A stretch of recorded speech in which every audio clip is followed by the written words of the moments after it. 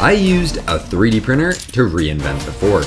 Unfortunately, it's not very helpful when eating cereal. But while this 3D printed fork may not be very useful, today I am showcasing the many uses of a 3D printer in the kitchen. Hello, my name is Trevor, and welcome to my journey to 52 3D print projects by the end of 2025. And last week, I designed 3 3D prints to upgrade my desk space in an effort to catch up on this goal. We're a bit behind. And today, we're bringing that same energy to the kitchen with 3 more 3D print projects that work right off the build plate. First up, we're solving the problem of our teleporting paper towel roll. The dang thing keeps spawning in random places, and sometimes it duplicates. So enough is enough. Let's make a proper home for our paper towel roll. While I could have bought a $10 stand, I decided to warm up my 3D modeling skills by designing this one instead. It uses hexagons, and I love hexagons.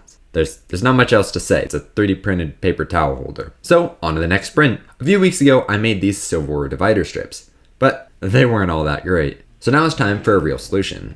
We measured our drawer and created a custom fit silverware holder. It couldn't fit on one printer build plate though, so I decided to be extra and turn it into a puzzle. Why? I don't know, the fork got me on a useless feature kick. Anyways, this sponge and these straw cleaners needed a permanent residence as well. So I took some more measurements and made this a luxury home for them. This grate holds the sponge and a shallow incline sends water back into the sink. Alright, that's all the prints. I know this week's project update is a bit shorter, but honestly, there's not a lot to say about kitchen organizers. I just needed some. So yeah, all the 3D prints are in the description, and it's officially spooky season, so let me know what Halloween themed 3D prints you want to see. Subscribe to join the 52 project journey, and until next time, good luck with your own projects.